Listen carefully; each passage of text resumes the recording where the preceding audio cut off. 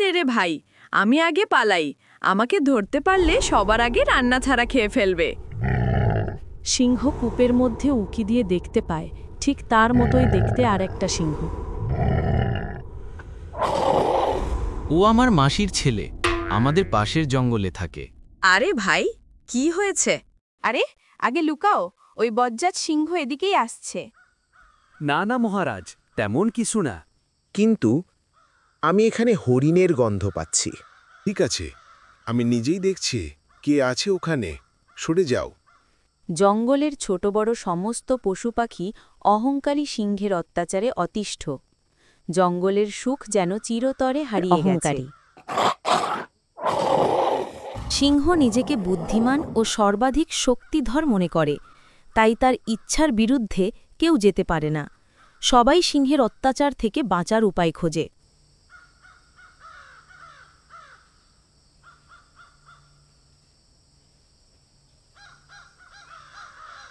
ভাই শিয়াল পণ্ডিত, শুনেছি তোমার অনেক বুদ্ধি। তুমি কিছু একটা বুদ্ধি বের করতে তো পারো। আমি অনেক চেষ্টা করেছি ভাই, কিন্তু লাভ হয়নি। বারবারই সিংহের কাছে ধরা পড়েছি। একসময় এই জঙ্গলের সবার মুখে হাসি থাকত। আমাদের রাজা সিংহরাজ অনেক ভালো ছিলেন, কখনো কারো মনে কষ্ট দিতেন না, সবাইকে ভালোবাসতেন। তারপর কি হয়েছিল সিংহরাজের? কিছু নেকড়ে আর এই বজ্জাত সিংহ মিলে সিংহরাজকে মেরে নদীতে ফেলে দেয়।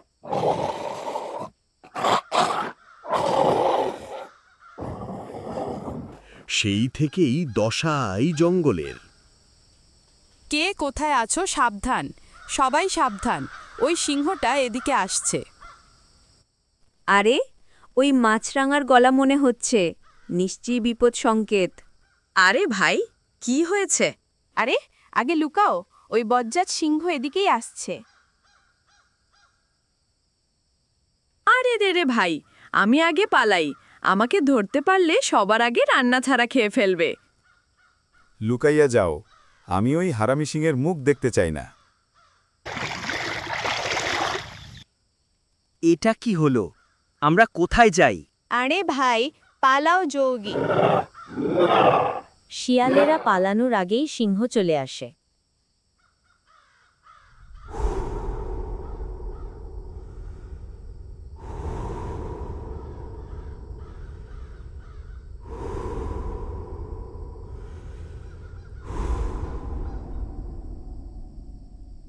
সিংহ চুপচুপে পানিতে নেমে পানি খায়। আজ কি জানি কি হয় কপালে।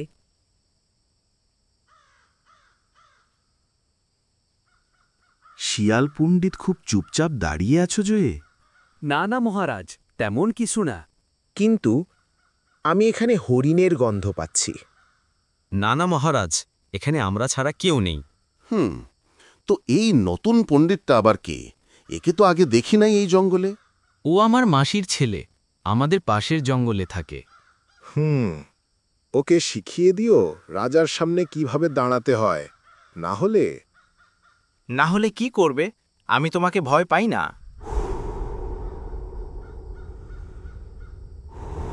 এই সেরে ছেড়ে শিয়াল পণ্ডিত আজ শেষ। কে বলেছে এই কথাটা? কার এত বড় সাহস? কে বলেছে? এই যে আমি বলেছি, ধরো আমাকে। পিচ্চি মাছরাঙা, সামনে আয়, মজা বুঝতে পারবি। পারলে তুমি গাছে আসো। এর জবাব তুমি পাবে, বলে দিলাম।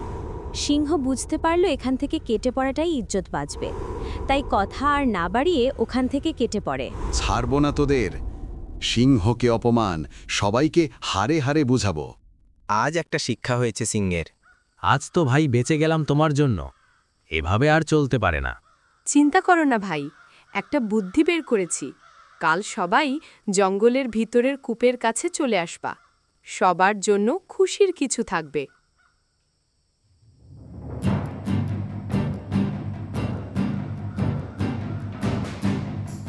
প্ল্যান অনুসরণ করে খরগোশ সিংহের যাবার পথে ঘাস খাচ্ছিল। সিংহ খরগোশকে খাবার জন্য পিছন থেকে চুপি চুপি আসে। আরে ও পিচ্ছু খরগোশ, পিছনে দেখ। কে রে, আমাকে পিচ্চি বলে?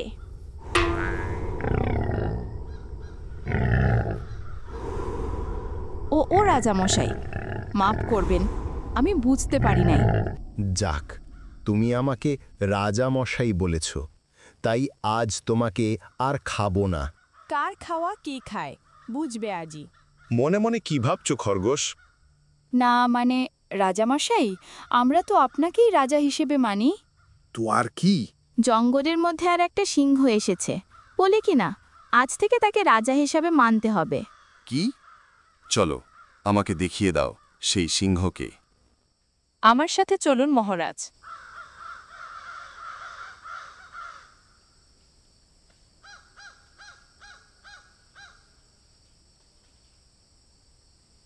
কোথায় কোথায় সেই হারামি সিংহ, তাকে আমি শেষ করে ফেলব। রাজামশাই সাবধানে, ওই সিংহ যদি বুঝতে পারে তাহলে আর রক্ষা নেই। খরগোশ সিংহকে জঙ্গলের ভেতর সেই কূপের কাছে নিয়ে আসে। কোথায় সেই হারামি সিংহ?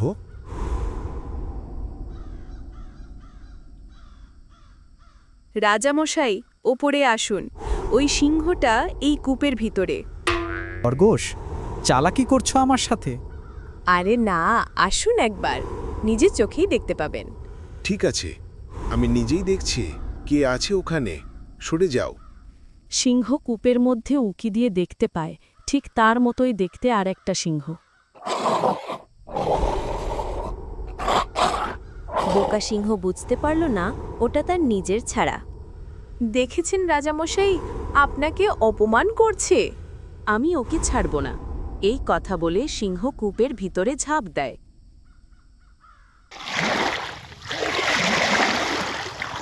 এবং কূপের ভিতর থেকে আর উঠতে পারে না। এবার জঙ্গলের আবার সবাই স্বাধীন হয়ে যায়, তাদের মধ্যে আনন্দ ফিরে আসে। জঙ্গলের সমস্ত পশু পাখি ওই কূপের কাছে হাজির হয়ে উল্লাস করতে থাকে। বন্ধুরা, এটা একটা Bangladeshi Bangla 3D animation cartoon channel. আমরা নতুন, তাই আপনাদের সাপোর্ট দরকার নিজেদের চ্যানেল হিসেবে। আপনার মূল্যবান মতামত, লাইক, ডিসলাইক বা পরামর্শ দেবেন আশা করি।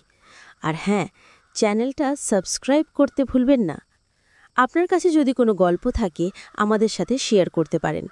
আরও সব ভিডিও দেখতে AZ বাংলা টিভি ভিজিট করুন, যেমন ভৌতিক ও রহস্যময় গল্প, শিশুদের বিনোদনমূলক অ্যানিমেশন, রায়া ও অন্তর্জালের আত্মা, শহরের মুক্তির রহস্য, জঙ্গলের রণদামামা শেষ যুদ্ধ, জঙ্গলের রাজা শিয়াল মশায়ের জঙ্গলের রাজা, বাঁশ বাগানের ভূত, প্রজাপতি ও মৌমাছির মধ্যে একটি অদ্ভুত বন্ধুত্ব।